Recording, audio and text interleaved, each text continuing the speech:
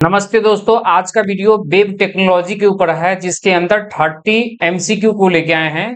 तो आप वीडियो अंत तक देखें, वीडियो आपके लिए बहुत फायदेमंद रहेगा। मैं बता दूं, ये जो 30 एमसीक्यू है ना, ये टेलीग्राम पर टेस्ट हो चुका है, उसी का सॉल्यूशन मैं करवा रहा हूँ। ठीक है, तो वीडियो आप अंत तक देखें, वीडियो आपके लिए बहुत फायदेमंद रहेगा। मैं बता दूं, अगर टेलीग्राम चैनल नहीं ज्वाइन किए तो आप ज्वाइन कर लीजिए और डेली बेसिस पर रात के 9 बजे आप टेस्ट लगाइए। ठीक है, अब उसका सोल्यूशन पाइए यूट्यूब के माध्यम से। तो चलिए आज का टेस्ट का डिस्कशन मैं स्टार्ट करता हूं। देखिए, ये टेस्ट 18 तारीख का था, जो आज है हुआ है टेस्ट, उसी का सॉल्यूशन है। देखिए, क्वेश्चन नंबर पहला क्या है, which of the following stores data in the client browser for future use. ठीक है, सबसे पहले समझिए कि हम डायरेक्ट इसका आंसर नहीं लगाएंगे कि क्योंकि होगा कि यूआरएल होगा कि डीएनएस होगा कि एफटीपी होगा, हम डायरेक्ट टिक नहीं लगाएंगे। पहले इसका एक्स्ट्रा फैक्ट समझ लेंगे, फिर टिक आउट करेंगे। ठीक है, सबसे पहले बात हुई है क्लाइंट और सर्वर। क्लाइंट क्या होता है? क्लाइंट एक ऐसा मशीन होता है जो किसी दूसरे मशीन के साथ जुड़ के अपना रिसोर्स को फुलफिल करवाता है। रिसोर्स, जिसके पास रिसोर्स होता नहीं है वो अपना सर्विस करवाता है, अपना काम करवाता है। ठीक है, वो मशीन कहलाता है क्लाइंट। और सर्वर एक ऐसा मशीन है जो सर्विस प्रोवाइड करता है किसी दूसरे मशीन का। मतलब सर्वर के पास बहुत ढेरों अनगिनत जो है इसके पास रिसोर्स उपलब्ध होते हैं और वो आराम से जो भी कंप्यूटर, जो भी सिस्टम इससे जुड़ता है, जो भी मशीन इससे जुड़ा, उसको क्या करता है, अपना सर्विस देता है। ठीक है, जैसे अगर आर्किटेक्चर के अंदर देखें तो यहां पर एक बड़ा सा हम ये सर्वर बनाए हैं और यहां पर डिफरेंट डिफरेंट क्लाइंट बना हुआ है, बहुत सारा क्लाइंट है। ठीक है, और ये सारा क्लाइंट जो है ना कहीं इस सर्वर से जुड़ के अपना जो है काम को करवा रहा है। ठीक है, जो चाह रहा है, जो एक्सेस करना चाह रहा है, जो भी मतलब जो भी चीज एक्सेस करना चाह रहा है वो एक्सेस हो जा रहा है सर्विस सर्वर के माध्यम से। सर्वर उस रिक्वेस्ट को फुलफिल करवाता है। मतलब क्लाइंट जो होता है ना, क्लाइंट मशीन, ये जितने भी देख रहे हैं ये क्लाइंट है। तो क्लाइंट मशीन हमेशा रिक्वेस्ट करता है और सर्वर मशीन उसको क्या करता है, रिस्पॉन्स देता है। याद रखिएगा, जो रिक्वेस्ट दिया, ये रिक्वेस्ट किया क्लाइंट के द्वारा, तो वो सर्वर उस रिक्वेस्ट को लेके फुलफिल किया। ठीक है, और उसको रिस्पॉन्स दे दिया, ये चीज होता है। अब बात होता है कि सेशन मैनेजमेंट, इसको मिटाते हैं। देखिए, सेशन मैनेजमेंट जो होता है ये बहुत बड़ी टॉपिक है। सेशन मैनेजमेंट, सेशन क्या होता है कि क्लाइंट से सर्वर और सर्वर से क्लाइंट के बीच में जो प्रोटोकॉल काम करता है वो एचटीटीपी प्रोटोकॉल काम करता है। इस एचटीटीपी प्रोटोकॉल को स्टेटलेस प्रोटोकॉल कहते हैं, ये बात आप याद रखिएगा।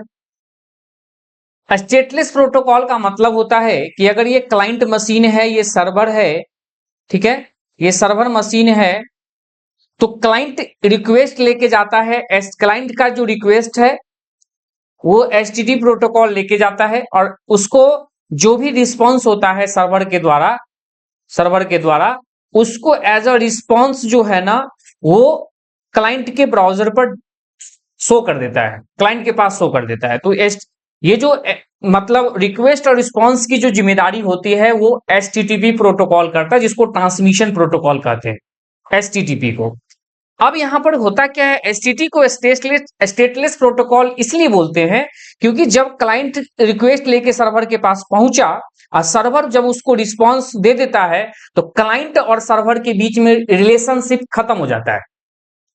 फिर नेक्स्ट टाइम जब वापस वही क्लाइंट फिर से एक नया रिक्वेस्ट जनरेट करता है तो सर्वर जो है ना, हर समय क्लाइंट का जो रिक्वेस्ट आ रहा होता है उसको न्यू रिक्वेस्ट मानता है। क्योंकि अभी तक देखे कि क्लाइंट पहले से ही रिक्वेस्ट कर चुका था, लेकिन दोबारा बाद में भी क्लाइंट को वो न्यू रिक्वेस्ट, माने क्लाइंट माना जाता है, न्यू रिक्वेस्ट माना जा रहा है। तो कहने का मतलब ये, क्योंकि ये एचटीटीपी जो है ना स्टेटलेस है, मतलब सर्वर कोई भी इंफॉर्मेशन उस क्लाइंट का नहीं रखता है। ये बहुत बड़ी प्रॉब्लम है। तो इसी प्रॉब्लम को दूर करके कॉन्सेप्ट लाया गया सेशन मैनेजमेंट का, माने सेशन का, कि क्लाइंट से सर्वर का जो है ना रिलेशनशिप बना रहे। क्लियर? तो उसके लिए सेशन बनाया गया है।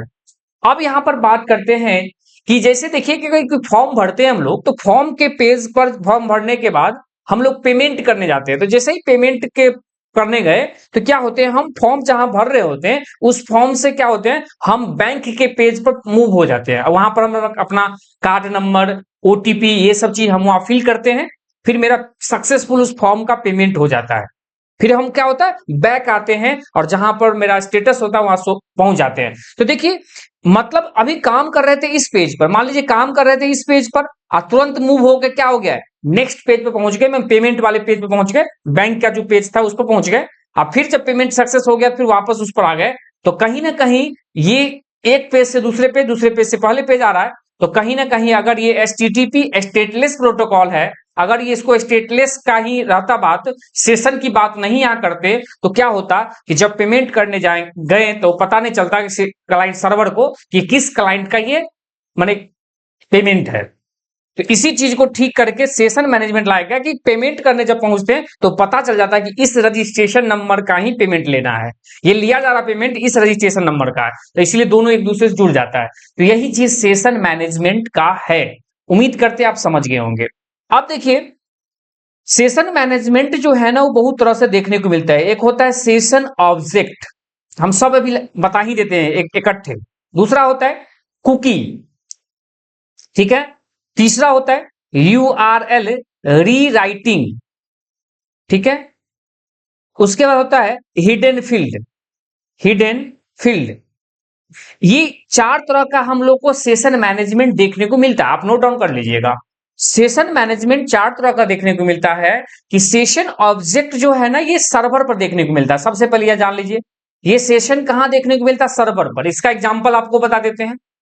जैसे आप कहीं पर किसी भी पेज में लॉगिन होते हैं, मान लीजिए फेसबुक पर आप लॉगिन कर रहे हैं या कोई भी फॉर्म भर रहे हैं, तो फॉर्म में आप अपना यूजर नेम पासवर्ड डाल दिए, लॉगिन हो गए, तो आपका यूजर नेम या आपका नाम हर पेज पर शो करता है। ये कैसे शो हो रहा है, ये सेशन के थ्रू ही हो पाता है, तो वो सेशन ऑब्जेक्ट के थ्रू होता है, ठीक है, क्योंकि वो सर्वर का है। अब देखिए कुकी क्या होता है, कुकी जो होता है ना ये क्लाइंट के लिए बनाया गया है। क्लाइंट के ब्राउजर पर जब सेशन बनाने की बात हुई तो कुकी का एग्जांपल आया गया, ये क्लाइंट के लिए होता है, ये नोट डाउन करिएगा। अब क्लाइंट के लिए होता है तो आप समझिएगा कि कुकी जो होता है ना, ये इसका एग्जांपल समझ लीजिए। जैसे हम कोई फॉर्म भर, यानी हम लोग लॉगिन करते हैं कहीं, यूजर नेम पासवर्ड, और जब लॉगिन बटन पर प्रेस करते हैं तो लॉगिन जब हो जाता है सक्सेस, तो कहता है आपको राइट साइड में एक अलर्ट बॉक्स आता है और कहता है कि do you want to save user name and password in this browser या इन दिस एप्लीकेशन। तो उसको हम यस कर देते हैं, तो क्या होता है कि मेरा जो ब्राउजर के अंदर जो कुकी है ना उसमें वो यूजर नेम और पासवर्ड जाके सेव हो जाता है। जब अगली बार उस ब्राउजर पर उस एप्लीकेशन पर जब पहुंचते हैं ना, तो हमको वापस यूजर नेम पासवर्ड नहीं डालना पड़ता है, ऑटो फिल मिलता है, पहले से ही फिल किया हुआ मिलता है। ये किसके वजह से हो रहा है, ये सेशन मैनेजमेंट कुकी के माध्यम से होता है। उम्मीद करते हैं आप समझ गए होंगे। आगे बढ़िए, अगला आता है यूआरएल रीराइटिंग। देखिए यूआरएल अलग है, रीराइटिंग अलग है। सबसे पहले यूआरएल समझिए, यूनिफॉर्म रिसोर्स लोकेटर। यूआरएल को अगर बात करें तो यहां पर www मान लीजिए google.com लिखते हैं, अब ये फॉरवर्ड चला, ये तो यूआरएल हो गया यूआरएल। रीराइटिंग का मतलब होता है जिस समय यूआरएल लिख रहे होते हैं ना उसी के द्वारा, उसी के साथ हम क्या करते हैं, यूआरएल के साथ ही हम कुछ एक्स्ट्रा वैल्यू आईडी या कुछ टोकन एक्स्ट्रा उसके साथ हम लोग यहां पर पास कर देते हैं, उसी को यूआरएल रीराइटिंग कहते हैं, और ये भी एक सेशन का पार्ट है, ठीक है। आगे बढ़िए, हिडन फील्ड क्या होता है, हिडन फील्ड एक ऐसा फील्ड होता है, देखिए हिडन माने छुपा हुआ, माने फील्ड हो लेकिन यूजर को दिखे नहीं, इंटरनल काम हो, तो उसके लिए हिडन फील्ड बनाते हैं, ये भी सेशन मैनेजमेंट का पार्ट है। जैसे मान लीजिए कोई फॉर्म भरते हैं, हमको टोकन जनरेट होता है, हर एक्टिविटी का एक एक बात स्टोर होता है, वो चीज आपको दिखता नहीं है कि हम कहां जा रहे हैं, हम आगे जा रहे हैं कि पीछे जा रहे हैं, कि एक पेज पर आगे मूव हुए कि पीछे मूव हुए, कि वहां पर क्या एक्टिविटी कर रहे हैं, ये सब की बात जो है ना हिडन फील्ड में स्टोर होता है, ठीक है। जिससे ये पता चलता है कि हम जो है यहां पर पहले से आए हुए हैं। तो ये सब जो है ना सेशन मैनेजमेंट की पार्ट है, और इसके थ्रू हम लोग सेशन को मैनेज करते हैं, जो बहुत बड़ी चीज है। अगर सेशन मैनेजमेंट का नहीं होकर मतलब हम नहीं कर पाते तो फिर होता क्या, हम फॉर्म भर रहे होते हैं, अब पेमेंट करने जाते तो फिर वहां पर पेमेंट वो एक्सेप्ट ही नहीं करता, क्योंकि वो कहता कि भाई पहले से किसका पेमेंट ले रहे हो, क्योंकि यहाँ पर तुम पेमेंट करने आओ, तुम नए यूजर हो, लेकिन अभी तक हम नए यूजर नहीं थे, हमने फॉर्म भरा और लास्ट में पेमेंट किया, इसका मतलब हम नए यूजर नहीं है। लेकिन फिर भी ये नए यूजर नहीं होने का पता किसके मैनेज, कौन मैनेज करता है? सेशन। उम्मीद करते हैं आप समझ गए होंगे। आप क्वेश्चन का जवाब लगाइए। Which of the following store data in the client browser for future? देखिए क्लाइंट के ब्राउजर पर अब फ्यूचर में यूज होना है, तो बताइए क्या यूज होगा? कुकी, मैंने जस्ट बताया क्लाइंट के लिए यूज होता है, इसका आंसर हो जाएगा ऑप्शन नंबर ए। आगे बढ़िए। यूआरएल समझ चुके, www.google.com, www.abc.com या www.codingbix.com जो मेरा वेबसाइट है। ये क्या है बताइए, ये क्या है?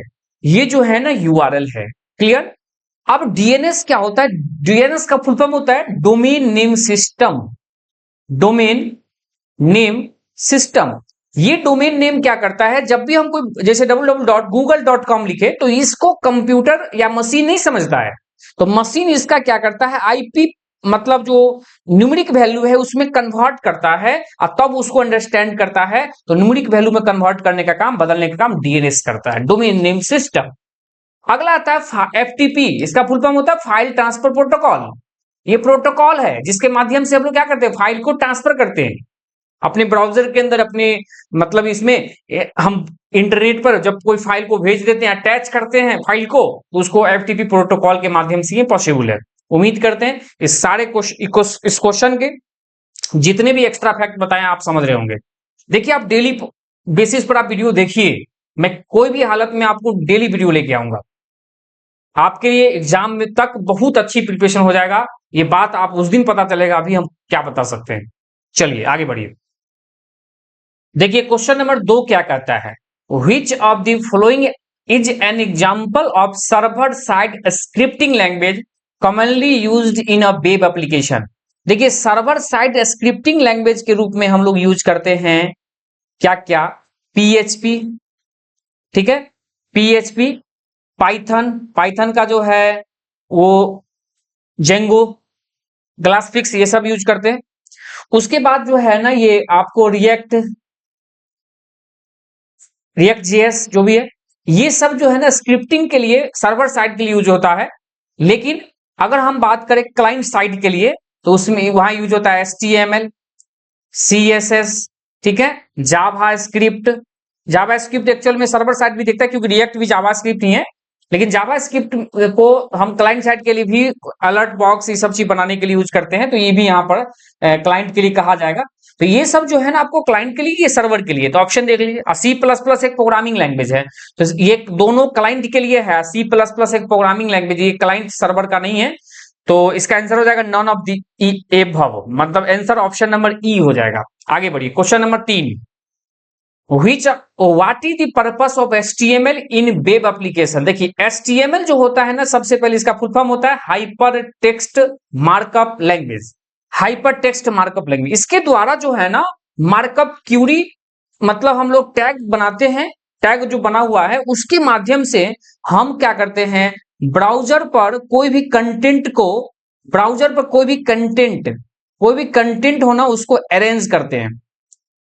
अरेंज करते कहां पर? जैसे अगर ये ब्राउजर है तो इस ब्राउजर पर कौन सा चीज कहां दिखना है, कंप्यूटर का ये ब्राउजर इधर, तो कौन सा चीज कहां दिखना है ना, इसका बात ये करता है कौन है? एचटीएमएल करता है। क्लियर? पढ़िए आंसर पहला, to define the structure of web page. स्वाभाविक है वेब पेज का क्या करेगा? स्ट्रक्चर बनाएगा कौन? एचटीएमएल। आंसर ऑप्शन नंबर ए सही है। क्लियर? आगे बढ़िए। थोड़ा सा इसमें और ऑप्शन देख लेते हैं, ऑप्शन नंबर ए होगा सही। टू स्टाइल वेब पेज, देखिए स्टाइल बनाने का काम करता है सीएसएस, इसका फुल फॉर्म होता है कैस्केडिंग स्टाइलशिप, सीएसएस। इस पर भी क्वेश्चन आगे है, देखेंगे। और एक बात मैं बता दूं, 1 से लेके आप 16 तक जो क्वेश्चन है ना वो आपको प्रीवियस ईयर के अंदर है, वो एसटीटी में ज्यादा पूछा है और टीआरई में भी पूछा, 2-3 क्वेश्चन टीआरई का है, बाकी सब एसटीटी का है। मैंने 1 से लेके 16 तक जो है ना आपको प्रीवियस ईयर मिलेंगे, और उसके बाद जितने क्वेश्चन है 14 वो क्वेश्चन उसके बाद जो देखने को मिलेगा वो हम एक्स्ट्रा क्वेश्चन उसी से रिलेटेड लेके आए हैं, तो आप देखते रहिएगा अंत तक। To add interactive to the web page, देखिए इंटरेक्टिविटी को ऐड करना है तो भी CSS से करेगा, लेकिन आपको स्ट्रक्चर डिफाइन करने का वेब पेज की बात होगी तो HTML करेगा। ऑप्शन नंबर ए सही है। देखिए क्वेश्चन नंबर 4 क्या कहता है, what is the role of document type definition DTD in XML।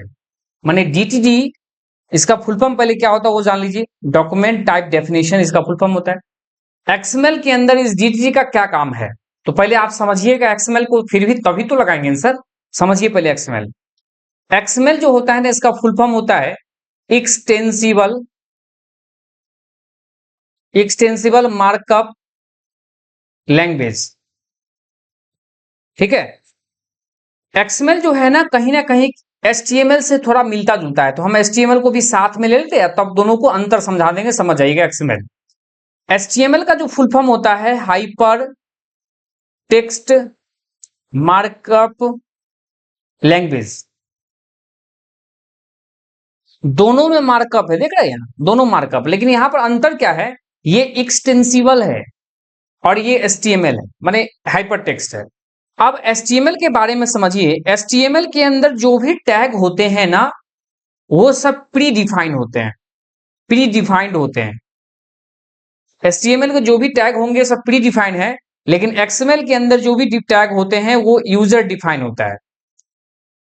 Pre define कहने का मतलब इसका डेफिनेशन पहले से डिफाइन होता है। जैसे H1 टैग लगा दिए, ये हेडिंग 1 के लिए है, माने सबसे बड़ा हेडिंग माना जाता है, तो ये हेडिंग के लिए H1 टैग लिखते हैं हम लोग, तो ये पहले से डिफाइंड है। इसका डेफिनेशन पहले से हम सीधे यूज करते हैं तो उसका हेडिंग बड़ा कर देता है, जो भी हेडिंग बना देता है। लेकिन XML के अंदर अगर कोई भी टैग हम लोग लिखेंगे तो हम यूजर हो गए, हम अपने उपयोग के मुताबिक, जैसे यूजर लिख दिए, ये यूजर नाम का टैग हम अपने मन से बना लिए, स्कूल नाम का टैग बना लेंगे अपने मन से, स्कूल बना लिए। तो कहने का मतलब इस तरह का जो खुद का टैग डिफाइन करके लिखेंगे तो बनाएंगे तो वो XML है, लेकिन पहले से प्री डिफाइन जो बना हुआ टैग है वो HTML। अब हम बात करिए ये चीज कि XML के अंदर DTD क्या आता है। देखिए नाम से स्पष्ट है, डॉक्यूमेंट टाइप डिफिनेशन। टाइप मतलब क्या है, टाइप का मतलब होता है कोई भी एलिमेंट, XML के अंदर कोई भी एलिमेंट कैसा है, कोई भी एलिमेंट कैसा है उसका टाइप डिफाइन करने का काम करता है DTD। याद रखिएगा। अब कहने का ये मतलब है कि कोई कैसा एलिमेंट है, या इंटीजर है कि फ्लोट है कि लॉन्ग है कि डबल है, कैसा टाइप का डेटा है वो DTD ही डिफाइन करता है। क्लियर। आप पढ़िए आंसर। पहला आंसर देखिए, ऑप्शन देखिए, it defines the structure and data type in XML। ये सही बात है। It provide the list of external resources for an XML document. External resource की यहां पर बात नहीं है। It specify the styling rule of XML। ये तो CSS करता है, ये काम खत्म। It encrypt the content of XML। Encrypt माने दूसरे फॉर्मेट में चेंज कर देता है, ये सब नहीं है। इसका आंसर हो जाएगा ऑप्शन नंबर ए, माने ये जो भी एलिमेंट किस टाइप का है वो डिफाइन करने का काम करता है आपका DTD। याद रखिएगा अच्छे से। आगे बढ़ेंगे, क्वेश्चन नंबर 5 के पास आएंगे। क्वेश्चन नंबर 5 में कहता है what does PHP stands for. PHP जो है ना, इसका फुल फॉर्म क्या होता है, तो PHP का जो फुल फॉर्म होता है hyper text preprocessor. Preprocessor, hyper text preprocessor. ठीक है, इसको हम यही बोलते हैं, फुल फॉर्म उसका होता है आपका ये पी, पहले नहीं, पी यहां पर हाइपर टेक्स्ट प्री प्रोसेसर माना जाता है। इसका आंसर हो जाएगा option number D, hyper text pre processor. ठीक है, प्री प्रोसेसर प्रोसेसर, ये यही आंसर है, ऑप्शन नंबर डी होगा इसका आंसर। ठीक है, उम्मीद करते हैं आप समझ गए होंगे। अब थोड़ा सा बात करें PHP का, तो ये क्या है, सर्वर साइड स्क्रिप्टिंग लैंग्वेज है।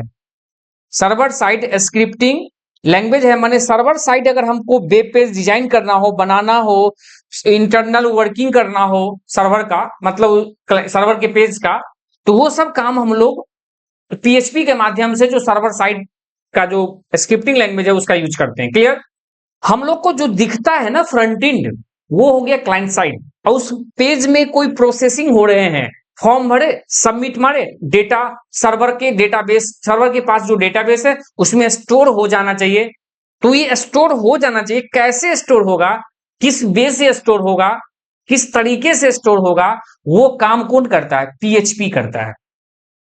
ठीक है, सर्वर, जिसको सर्वर साइड स्क्रिप्टिंग कहते हैं। आप अच्छे से इसको याद रखिएगा, ठीक है।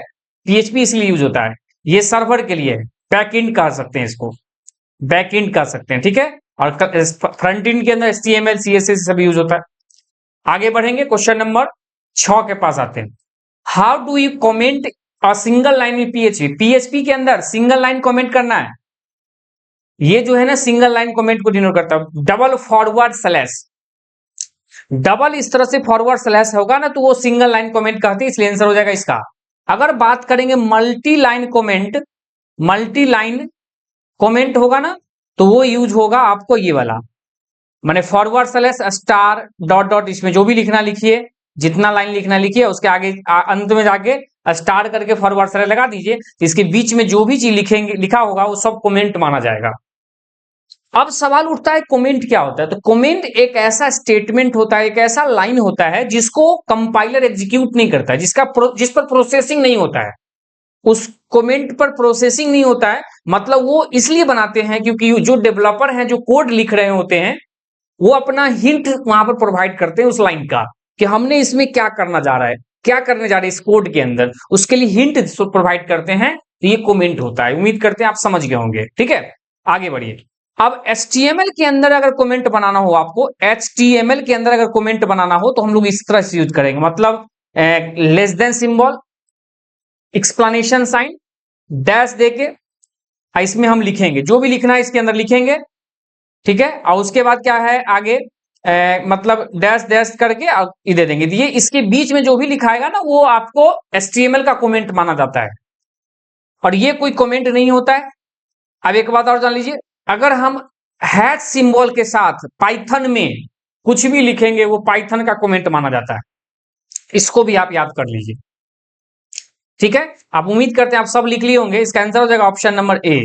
आगे बढ़ेंगे, question number 7, what does CSS stand for? देखिए CSS मैंने अभी बताया था HTML, इसके द्वारा वेबसाइट का, वेब पेज का स्ट्रक्चर डिफाइन करते हैं, स्ट्रक्चर डिफाइन करते हैं कि उसका स्ट्रक्चर कैसा होना चाहिए, और इसी के साथ हम लोग CSS यूज करते हैं, इसके द्वारा वेब पेज का स्टाइल डिफाइन करते हैं, उसका स्टाइल डिफाइन करते हैं कि वो पेज के अंदर डिजाइनिंग करते हैं, ये भी समझिए, डिजाइन कर डालते हैं, डिजाइन डालते हैं। जैसे घर बना रहे हैं, ईंट से घर बना रहे हैं, वो घर बनाना कहलाएगा आपको HTML, और घर को प्लास्टर करके उसमें पेंट चढ़ा दिए, रंग चढ़ा दिए, ठीक है, कलर कर दिए, वो कहलाएगा CSS। CSS जब HTML के साथ आ जाता है तो उसका देखने का व्यू बदल जाता है, चेंज हो जाता है, ये चीज है। अब CSS का फुल फॉर्म होता है कैस्केडिंग, कैस्केडिंग स्टाइल शीट, याद रखिएगा, कैस्केडिंग स्टाइल शीट, जिसके अंदर हम लोग सेलेक्टर डिफाइन करते हैं, और सेलेक्टर के अंदर जो प्रॉपर्टी है उस प्रॉपर्टी को उस सेलेक्टर के अंदर डिफाइन करते थे जो एप्लीकेबल हो जाता है। तो आंसर निकाल लीजिए, cascading style sheet option number D में दिख रहा है, याद रखिएगा, cascading style sheet option number D होगा, इसलिए यही सही जवाब निकल के आएगा। आगे बढ़ेंगे, क्वेश्चन नंबर 8 के पास आ गए। कहता है what does Ajax stands for? Ajax का फुल फॉर्म होता है asynchronous Java script, asynchronous Java script and XML, यही फुल फॉर्म होता है। अब सवाल उठता है कि अजाक्स क्या होता है? तो देखिए अजाक्स जो है ना, ये क्या करता है, वेब पेज पर डेटा का फ्लो करता है, ये वेब पेज पर डेटा का फ्लो करवाता है, जिससे डेटा का जो ब्राउजिंग है, डेटा का जो सर्चिंग है ना, फास्ट हो जाता है। डेटा का जो रीलोडिंग है, रीलोडिंग मैंने क्या बोला, रीलोडिंग, ये फास्ट हो जाता है। इसको क्या कर देता है, फास्ट कर देता है। मीडिएटर के रूप में काम करता है अजाक्स, याद रखिएगा। मीडिएटर मतलब डेटाबेस है इधर बना हुआ, इधर आपका एप्लीकेशन है, और ये बीच में अजाक्स आ गया। अब ये अभी पहले क्या हो रहा था, डेटाबेस से डेटा उठ के एप्लीकेशन पर जा रहा था, और फिर वो वहां से डेटा उठ के कहा जाता है डेटाबेस में जा रहा था। लेकिन बीच में जब अजाक्स आ गया तो क्या किया, ये ट्रेवलिंग करने का काम किया डेटा को। ये क्या किया, डेटा अपने पर लोड कर लिया और उसको डायरेक्ट ब्राउजर को दे दिया, मतलब वो एप्लीकेशन को दे दिया। इससे क्या हुआ, फास्ट ट्रेवलिंग हो गया, रिलोडिंग फास्ट हो गया। यही होता है अजाक्स, याद रखिएगा। और फुल फॉर्म भी मैंने बता दिया, और सिंक्रोनस जावास्क्रिप्ट एंड XML। इसका आंसर हो जाएगा ऑप्शन नंबर ए। आगे बढ़ेंगे, question number 9, how does the DOM structure reflect the hierarchy of HTML element. सबसे पहले आप बात कीजिए डॉम। डॉम का फुल फॉर्म होता है डॉक्यूमेंट, डी माने document object model. Document object model मतलब एक पूरे पेज के अंदर जितनी भी कंपोनेंट है सब कहीं ना कहीं अपने में एक मतलब ऑब्जेक्ट माना जाएगा, वो एक डॉम स्ट्रक्चर है और उसको फॉलो करता है। खास करके यहां पर अगर बात करेंगे HTML में, उसको समझिए एग्जाम्पल के तहत समझाते हैं। जैसे HTML का प्रोग्राम बनाते हैं हम लोग तो लिखते हैं HTML टैग से वो प्रोग्राम स्टार्ट करता है। HTML के अंदर दो टैग बनाते हैं, एक हेड और दूसरा बॉडी। अब यहां देखिएगा तो हम क्या करते हैं, इसके नीचे आए और एक हेड नाम का टैग बना दिए, डिफाइन कर दिए, और इसके अंदर आगे फिर से एक और बॉडी नाम का टैग डिफाइन कर दिए। ठीक है, अब हेड के अंदर चलते हैं तो एक और टैग मिल गया टाइटल। ठीक है, और भी ढेर सारा होता है लेकिन हम टाइटल बता रहे हैं। और बॉडी के अंदर जाते ढेर सारा टैग देखने को मिलता है, चलो उसमें हम एक बताते हैं H1, एक और बताते हैं चलिए BR।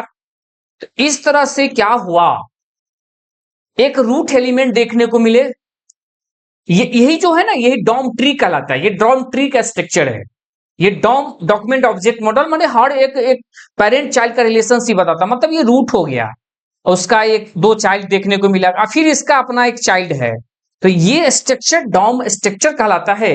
और HTML में ये डॉम स्ट्रक्चर बनने से क्या हुआ, क्या करता है, पेरेंट चाइल्ड रिलेशनशिप एस्टैब्लिश करता है। यही आंसर सही है, ऑप्शन नंबर सी। कहने का मतलब ये पेरेंट HTML, उसका दो चाइल्ड हो गया, फिर बॉडी भी पेरेंट है, उसका दो चाइल्ड देखने को अभी फिलहाल यहां मिला H1 और BR। तो ये जो स्ट्रक्चर है डॉम ट्री है और यही डॉक्यूमेंट ऑब्जेक्ट मॉडल होता है, जिससे एक पार्टिकुलर इंडिविजुअल कंपोनेंट पर हम कोई भी वर्किंग करवा पाते हैं इस डॉम स्ट्रक्चर की मदद से। ठीक है, और ये डॉम स्ट्रक्चर बहुत इंपॉर्टेंट है आपको आगे चल के, जैसे रिएक्ट JS मतलब जावास्क्रिप्ट का जो फ्रेमवर्क है, रिएक्ट JS लाइब्रेरी है, उस पर जो है ना हम लोग वहां डॉम स्ट्रक्चर ज्यादा देखने को मिलता है। मतलब कोई पार्टिकुलर इंडिविजुअल कंपोनेंट पर किसी भी तरह का काम करवाना हो फिर डॉम स्ट्रक्चर पर जाना पड़ेगा, उसके माध्यम से कर पाएंगे। तो उम्मीद करते हैं आप समझ गए होंगे। क्वेश्चन नंबर 9 का ऑप्शन नंबर सी होगा। मैं बहुत थोड़ा सा आपके लिए जितना हो सके हम मेहनत कर रहा हूं, हर दिन इंप्रूवमेंट करने की कोशिश करता हूं। ठीक है, आप लगे रहिए पढ़ाई में। क्वेश्चन नंबर 10, थोड़ा भरोसा करके चलिए, कोई बात नहीं, कहीं भी पढ़िए, थोड़ा सा वीडियो मेरा भी देख लीजिए। अगर मन है, इच्छा अगर लग रहा हो कि कुछ यूनिक कंटेंट दिख रहा है तो पढ़िए, आगे पढ़िए। Question number 10, in XML which attribute use to uniquely identify of an element. देखिए XML के अंदर जैसे मान लीजिए XML बनाए स्कूल नाम का, इस स्कूल के अंदर ये XML बना रहे हैं, स्कूल एक टैग है XML के अंदर, उसके अंदर यूनिकली आइडेंटिफाई, यूनिक किसी भी चीज को यूनिक कौन करता है, आईडी।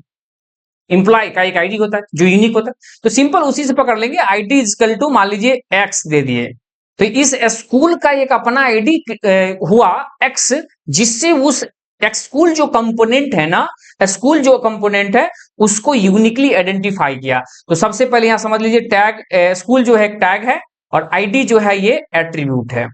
ये बात आप समझिएगा, आईडी जो है एट्रीब्यूट है और ये एक्स जो है ये वैल्यू है उस एट्रीब्यूट का।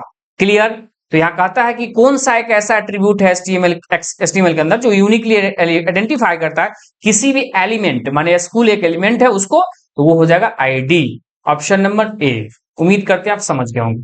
आगे बढ़े। Question number 11, Which HTML tag is used to create hyperlink. देखिए हाइपरलिंक का मतलब क्या होता है पता है आपको, एक वेब पेज है एक दूसरा वेब पेज है, तो इस वेब पेज में कुछ इंफॉर्मेशन आपको लिखा हुआ है, कहता है यहां पर क्लिक मी, और उस पर जब क्लिक करते हैं तो उसका ढेर सारा इंफॉर्मेशन एक नेक्स्ट पेज पे खुलता है, माने एक पेज से दूसरे पेज को लिंक कर देते हैं, उसी को हाइपरलिंक कहते हैं। ठीक है, तो ये हाइपरलिंक जो है ना, इसको बनाने के लिए एंकर टैग यूज करते हैं। ए इसका सिंटेक्स है, AHREF, इसके अंदर जो पेज को बनाते हैं, मान लीजिए ABC.html पेज है और ये XYZ HTML पेज है।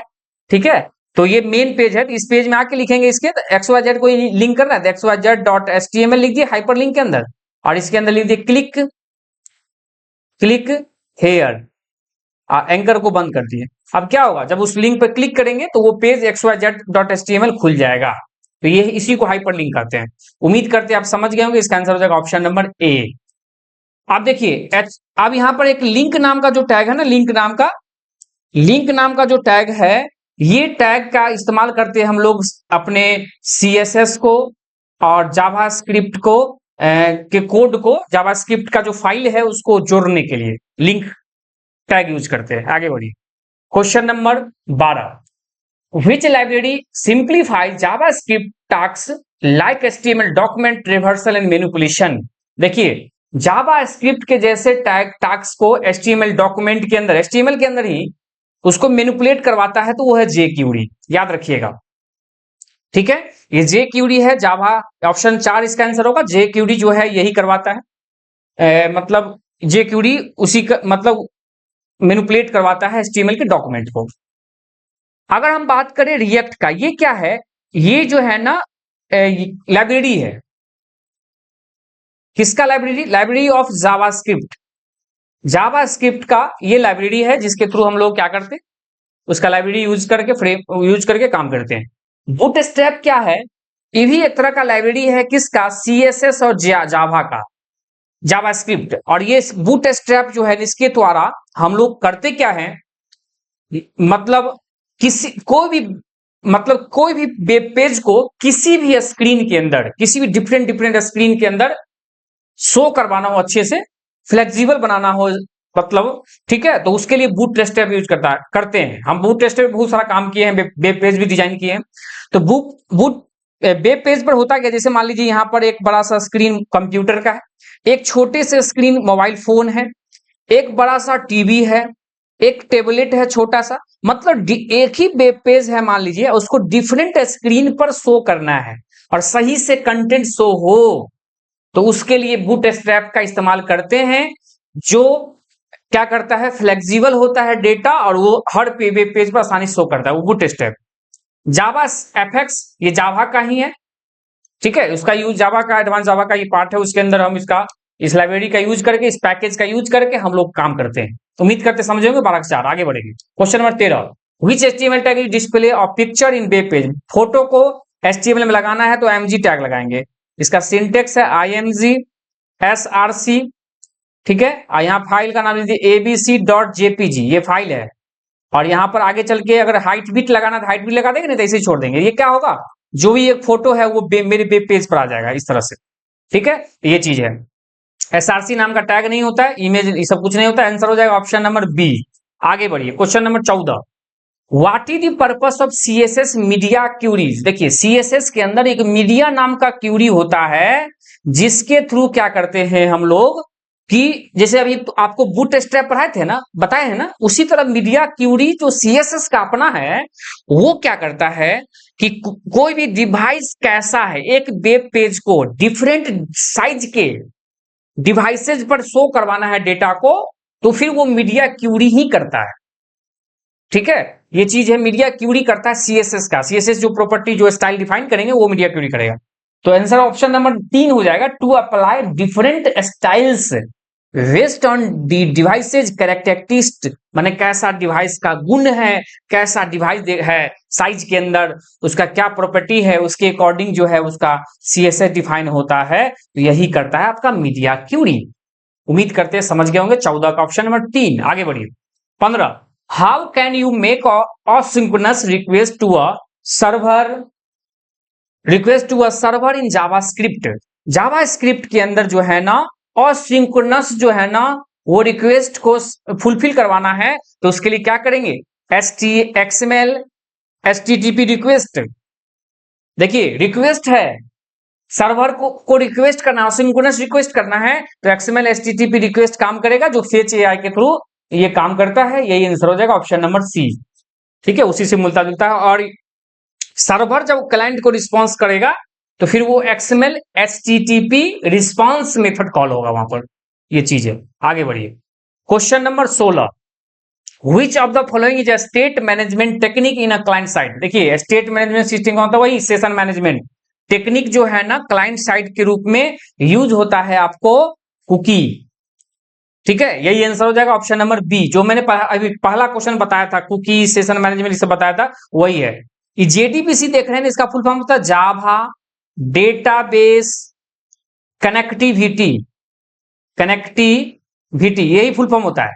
जेडीबीसी जावा डेटाबेस कनेक्टिविटी एक ड्राइवर है। ये जेडीबीसी एक ड्राइवर होता है जिसके थ्रू हम लोग क्या करते हैं, जावा के एप्लीकेशन को डेटाबेस से लिंक कर देते हैं और डेटाबेस जो है जावा से डाटाबेस में या डाटाबेस से फिर जावा के एप्लीकेशन तक डेटा आदान प्रदान होता है। तो उसके लिए ड्राइवर वो फुलफिल करवाता है उस बात को। उम्मीद करते समझ गए होंगे। 16 का बी। आगे बढ़िए 17।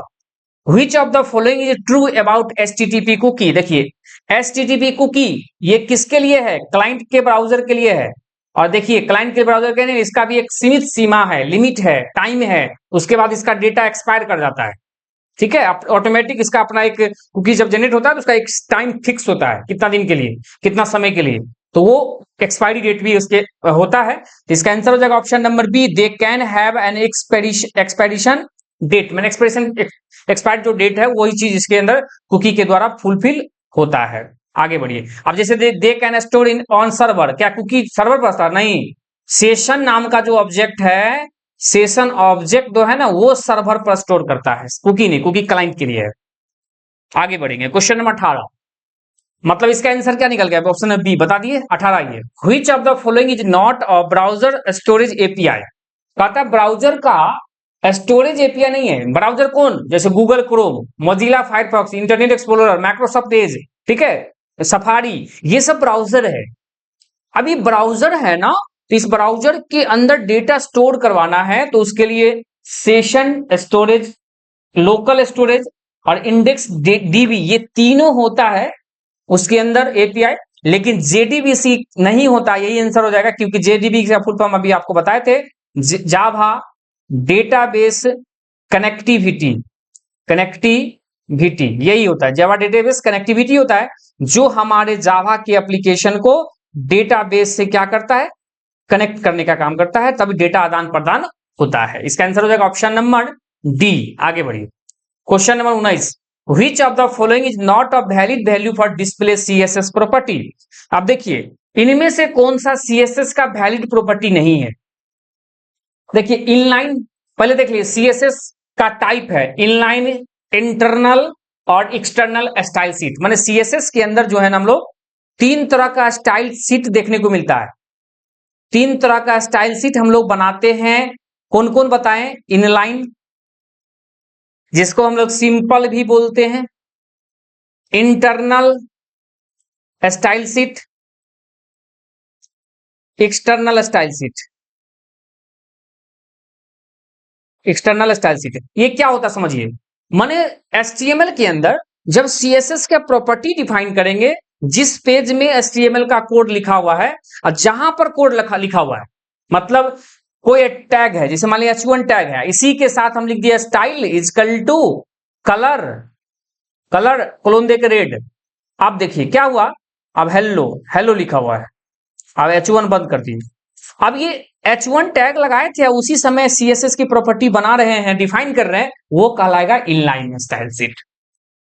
इंटरनल स्टाइल शीट क्या होता है कि एक वेब पेज बनाए हैं, टॉप पर क्या किए, ग्लोबल रूप से एक बार डिफाइन कर दिया, उस सारे पेज पर एप्लीकेबल हो गया, तो वो कहलाएंगे इंटरनल स्टाइल शीट। माने लोकल की तरह काम करता है, लोकल वेरिएबल की तरह काम करता है इनलाइन, ग्लोबल वेरिएबल की तरह काम करता है इंटरनल स्टाइल शीट। क्लियर है? अब एक्सटर्नल स्टाइल शीट क्या होता है, ये भी और अच्छा है। मतलब HTML का फाइल अलग या XML का फाइल अलग, और माने कोई भी जो क्लाइंट का जो भी फ्रंट एंड है उसका अलग है, स्टाइल करने का मतलब CSS का फाइल अलग है, HTML का फाइल अलग है, CSS का फाइल अलग है, CSS के फाइल को HTML से लिंक कर दिए, तो वो एक्सटर्नल शीट है। तो एक्सटर्नल शीट में बहुत फायदा होता है कि एक बार हम कोड डिफाइन किया, उसको जितने भी पेज हैं HTML के अंदर, मान लीजिए HTML के 5 पेज है, तो 5 पेज पर एक बार CSS डिफाइन किया, 5 पर एप्लीकेबल हो जाएगा, इसलिए एक्सटर्नल शीट सबसे अच्छा है। तो ये सब स्टाइल शीट है। तो यहाँ कहता है कि CSS के अंदर जो है ना कौन सा प्रॉपर्टी जो है ना नहीं है, इनलाइन है, ब्लॉक है, फ्लैक्स सब देखने को मिलता है, लेकिन एलिमेंट नहीं मिलता है, क्योंकि ये सब एलिमेंट ही है, एलिमेंट नाम का कोई प्रॉपर्टी नहीं है, इसलिए आंसर हो जाएगा ऑप्शन नंबर सी। ठीक है, आगे बढ़िए question number 20। Which attribute in form specify where send from data, form data. देखिए हम लोग कोई फॉर्म बनाते हैं HTML के अंदर, जैसे ये फॉर्म बनाए, मान लीजिए नेम, एक बॉक्स बना हुआ, एड्रेस एक बॉक्स बना हुआ, एक मान लीजिए सबमिट नाम का बटन है। अब ये एक फॉर्म बना, ठीक है, तो ये एक फॉर्म है। अब इस फॉर्म का डेटा को आगे कहां जाएगा, ये क्या कहां है, क्लाइंट के अंदर है। आई डेटा जाएगा कहां, सर्वर के थ्रू डेटाबेस में जाएगा। ठीक है, सर्वर के थ्रू डेटाबेस में जाएगा। तो ये फॉर्म जो है ना, इसका डेटा सर्वर पर पहुंचाना है, तो उसके लिए हम लोग यूज करते हैं एक्शन। एक्शन जो है मेथड, एक्शन जो है ना ये एट्रीब्यूट है। ठीक है, जैसे यहां देख लीजिए, अगर हम एग्जांपल बताते हैं तो देखिए फॉर्म, एक सेकंड ठीक से लिखते हैं, रुकिए इसको भी हम पूरा मिटा ही देते हैं समझाने के लिए। फॉर्म मेथड, मेथड में हम लोग दो मेथड डालते हैं, गेट या पोस्ट मेथड, दोनों में से एक लिखेंगे। और फिर हम क्या, एक मिनट, एक सॉरी सॉरी, उसके बाद लिखेंगे एक्शन, उसके बाद लिखेंगे एक्शन। इसके अंदर लिख देते हैं सबमिट डॉट पीएचपी, मान लीजिए सबमिट डॉट पीएचपी। अब क्या होगा, अब यहां फॉर्म क्लोज कर दिए हैं। अब इस फॉर्म के अंदर जो भी हम कोड लिखे हैं, कोई जो भी फॉर्म बनाए हैं, उस सबको जब सबमिट करेंगे तो ये सबमिट डॉट पीएचपी नाम का जो फाइल है ना, डेटा वहां मूव हो जाएगा। इस फॉर्म का डेटा जो फॉर्म फिलअप करेंगे, नेम एड्रेस सबमिट मारे, तो ये नेम और एड्रेस जो है वो सबमिट डॉट पीएचपी नाम के फाइल पर पहुंच जाएगा और उसके थ्रू वो डेटाबेस में पहुंचाएगा। ये एक्शन ही काम करता है। उम्मीद करते हैं आप समझ गए हो, ऑप्शन नंबर सी सही है। मेथड क्या होता है, मेथड एक रूल देता है। ये दोनों मेथड जो है ना एचटीटीपी का मेथड है, जो डेटा ट्रांसमिट करने का काम करता है। एक पेज का डेटा दूसरे आगे मूव करवाना है, आगे फॉरवर्ड करवाना है, सर्वर तक फॉरवर्ड कराना है, मेथड काम करेगा। HTTP method get post method है। गेट के द्वारा डेटा शो होके जाता है यूआरएल के अंदर, और पोस्ट के अंदर हिडन होके छुप के जाता है, सिक्योर होता है। ये चीज दोनों में अंतर है, इनक्रिप्ट के फॉर्म में। ठीक है, ये चीज है। आगे बढ़िए, question number 21, which attribute use to link to load a CSS file. देखिए अभी जस्ट बताया था थोड़ा देर पहले कि लिंक नाम का एक टैग है, जिसके थ्रू हम जो है ना सीएसएस या जावा स्क्रिप्ट के सीएसएस या जावा स्क्रिप्ट के फाइल को हम लोग क्या करते हैं, एचटीएमएल के अंदर लिंक कर देते हैं। ये चीज करते हैं। ठीक है, तो उसके लिए हम लोग यूज करते हैं क्या, link SRC. Option number B हो जाएगा, लिंक एसआरसी लगा देते हैं। मैंने लिखते हैं लिंक एसआरसी, सोर्स कहां से, मान लीजिए एक फाइल बनाए हुए abc.css। ठीक है, तो वो क्या हुआ, लिंक कर दिए सीएसएस फाइल को इस पेज के अंदर, तो वो एप्लीकेबल हो जाएगा। एक प्रॉपर्टी इसके अंदर और लगाना ही पड़ेगा, स्टाइल्स सीट। ठीक है, स्टाइल नाम का प्रॉपर्टी लगाना पड़ेगा, नहीं ये रिलेशनशिप लिखना पड़ता है, REL लिखना पड़ता है, REL equal to double quote में लिखेंगे स्टाइल सीट, तब जाके ये सीएसएस का प्रॉपर्टी मेरे एचटीएमएल के पेज पर एप्लीकेबल होगा। तो इसके लिए एसआरसी है। आगे बढ़े, question number 22, which of the following improves web performance by reducing the size of file sent to the browser। देखिए कौन सा इसमें से है जो इंप्रूव करता है, परफॉर्मेंस को बढ़ाता है और रिड्यूस करता है साइज को घटाता है। मान लीजिए कि आपका 1 GB का फाइल है और उसको किसी के पास भेजना है, तो सबसे पहले क्या करना पड़ेगा, उसको कंप्रेस कर दीजिए। किसमें करिएगा, जिप फाइल में कंप्रेस कर देते हैं। और जब जिप फाइल में कंप्रेस कर दिए तो वो डेटा जो है आसानी से उसको हम कहीं भी भेज सकते हैं। इसी को कंप्रेशन कहते हैं। इसका आंसर हो जाएगा ऑप्शन नंबर बी। इनक्रिप्शन क्या होता है, जैसे हम लोग लॉग इन करते हैं तो यूजर नेम देते हैं, पासवर्ड देते हैं, तो पासवर्ड डाल रहे होते हैं, वहां पर स्टार स्टार स्टार करके जाता है, तो वो डेटा क्या हुआ, इनक्रिप्ट हो गया, छुप गया, हाइड हो गया। ठीक है, वो इनक्रिप्शन है। लेकिन यहां पर वो कहता है कि रिड्यूस करना है साइज को, जिससे परफॉर्मेंस बढ़े, मतलब जल्दी डेटा, बड़ा से बड़ा साइज का डेटा चल जाए, तो वो जिप फाइल है। उम्मीद करते समझ गए होंगे। और मतलब रिसीवर इन तक वो जिप फाइल रिसीव करके फिर उसको अनजिप कर देते हैं, फिर वो ओरिजिनल साइज में आ जाता है, फिर हम क्या कर लेते हैं, यूज कर लेते हैं। आगे बढ़िए, question number 23, which attribute specified data and input field must be filled out before submitting form। अब देखिए फॉर्म को भरना है, जैसे मान लीजिए फॉर्म बनाए, input type is equal to text लिख दिए। अब मान लीजिए किसके लिए बनाए थे, नेम नाम के फील्ड के लिए, तो यहाँ क्या होगा, नेम नाम का एक फील्ड बनेगा, एक बॉक्स बनेगा। हम मान लीजिए इन आपको भरे नहीं या सबमिट मारे जा रहे हैं, यहाँ पर सबमिट बटन बना हुआ है और सबमिट लगा रहे हैं। अब बताइए कि इसमें फॉर्म को भरना है, नेम को भरना है, लेकिन सबमिट मार रहे हैं, तो फिर ये रिस्ट्रिक्शन लगाना है कि भाई सबमिट जब करने जाए तो उसको फील्ड को भरना ही भरना है। तो उसके लिए हम लोग क्या कर देंगे, रिक्वायर्ड लगा देंगे। रिक्वायर्ड नाम का जो मतलब एट्रीब्यूट है उसको यूज कर लेंगे सीधा सीधा, तो क्या हो जाएगा, वो उसको भरना मस्ट हो जाएगा। ऑप्शन नंबर बी हो जाएगा। एक है रीड ओनली, ये भी एक एट्रीब्यूट है। अगर हम इसमें कोई चीज देखते हैं, कोई फॉर्म भरते हुएगा तो आपको पहले से कोई फील्ड में डेटा भरा हुआ मिलता है, उसको आप भरते नहीं हो। कैसे? जैसे रजिस्ट्रेशन किए, अगला पेज पर मूव हुए तो आपका नाम और एड्रेस या मोबाइल नंबर ये अगला पेज पर भी शो कर रहा है, लेकिन वहां पर आप नेक्स्ट पेज पर आप उसको भर नहीं सकते, करेक्शन नहीं कर सकते, तो वो क्या है? रीड ओनली है। आगे बढ़िए, question number 24, which input type allow user to select multiple file. अब देखिए हम लोग को ऐसे, देखिए कोई फॉर्म भरते हैं तो लिखता है यहाँ पर चूज फाइल, चूज फाइल, और यहाँ पर जो भी बटन, इस बटन पर क्लिक करते हैं तो क्या होता है? ब्राउजर खुल, माने उसमें अलर्ट बॉक्स खुलता है, ब्राउजर जो भी फाइल है उसको लोड कर देता है। माने इसके इसके थ्रू हम लोग कोई फोटो या इमेज, वही फोटो इमेज वही हुआ, सिग्नेचर, ये सब चीज है, या कोई डॉक्यूमेंट को अटैच करते हैं, तो उसके लिए हम लोग जो है ना इसमें फाइल नाम का जो है ना वो एट्रीब्यूट यूज कर लेते हैं। ठीक है, फाइल, ऑप्शन नंबर ए हो जाएगा। फाइल्स नहीं लिखेंगे, मल्टीपल फाइल हो या सिंगल फाइल हो फिर भी फाइलें यूज होगा। इनपुट सिंटेक्स क्या है, एग्जांपल क्या है? Input type is equal to file, चाहे एक फाइल है 1000 फाइल है उससे कोई मतलब नहीं, इनपुट टाइप इजकल फाइल ही रहेगा। इसका आंसर ऑप्शन नंबर ए होगा। 25, which of the following is true about server side session. Server side session के बारे में जो है ना कौन सा बात सही है? आप बताइए, सर्वर साइड सेशन के लिए क्यों नहीं होगा? तो कहता है store in client browser, server side session server पर स्टोर होगा, store as the server, answer हो जाएगा ऑप्शन नंबर बी, सर्वर पर स्टोर करेगा। सर्वर साइड सेशन बनाना है, क्योंकि सर्वर साइड सेशन बनाने के लिए कौन यूज करते हैं? Session object. इसका मैंने एग्जांपल बताया था, क्या बताया था? जब भी हम लॉगिन करते हैं, मेरा सक्सेसफुल लॉगिन हो जाता है तो मेरा यूजर नेम उस सर्वर पेज, जो पेज है उस पेज के हर एक पेज पर वो शो करता है मेरा नाम, वेलकम यूजर, और यूजर का नाम हर पेज पर दिखाता है, वही तो है सेशन ऑब्जेक्ट। आगे बढ़िए, question number 26, which of the following improve server security. अब सर्वर के सिक्योरिटी को जो है ना उसको इंप्रूव करवाना है तो HTTPS यूज करते हैं। इसका full form hyper text transfer protocol with secure. अब सिक्योर है, स्वाभाविक सिक्योरिटी प्रोवाइड करेगा। इनपुट वैलिडेशन करेंगे फिर भी सिक्योरिटी होगा। अब प्रिवेंटिंग एसक्यूएल इंजेक्शन करेंगे, रोकेंगे, प्रिवेंट करेंगे, ठीक है, तो फिर भी वो मतलब क्या सिक्योरिटी ही इंप्रूव हुआ, इसलिए आंसर हो जाएगा option number D, all of the above. उम्मीद करते हैं आप समझ गए होंगे। आगे बढ़िए, question number 27, which protocol ensures encrypted communication between client server. अब बताइए, क्लाइंट और सर्वर के बीच में डेटा को इनक्रिप्ट करना है, और एक होता है इनक्रिप्ट, एक होता है डिक्रिप्ट। इनक्रिप्ट का मतलब छुप जाना, और डिक्रिप्ट का मतलब शो होना, जो ओरिजिनल डेटा है वो प्राप्त कर लेना, इनक्रिप्ट कहलाता है। तो इनक्रिप्ट करने का मतलब सिक्योरिटी प्रोवाइड करना। सिक्योरिटी कौन करता है? HTTPS करता है, hyper text transfer protocol with secure, इसका फुल फॉर्म है। FTP फाइल ट्रांसफर प्रोटोकॉल है, HTTP hyper text transfer protocol है।